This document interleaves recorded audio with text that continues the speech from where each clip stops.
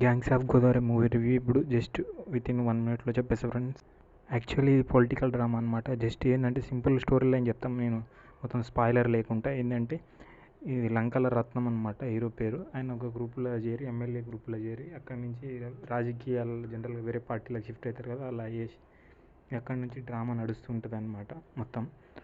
ఇంకా ఆయన ఎలా ఎదిగిండు, అసలు ఆయన లైఫ్ అంటే వాళ్ళ పార్టీ వాళ్ళకి శత్రువులాగా ఎలా మారిండు అనేది అలా నడుస్తూ ఉంటుంది అనమాట మొత్తం స్టోరీలో. ఇందులోనే ఇక నేహా శెట్టి కూడా, అంజలి కూడా ఉంటారనమాట. అలా ముందుకు జరుగుతూ ఉంటుంది. దీంట్లో ఏమైనా ప్లస్ ఉన్నాయంటే only Vishwaksen acting and also Anjali character కూడా అంటే కొద్దిసేపే ఉంటుంది అనమాట.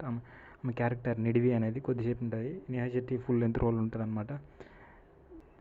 మొత్తానికైతే ఫస్ట్ హాఫ్ బాగుంది, కానీ సెకండ్ హాఫే కొంచెం డ్రామా అటు ఇటు అయ్యి అంత బాగా నాకైతే ఏం అనిపించలేదు సెకండ్ హాఫ్ అయితే అసలు.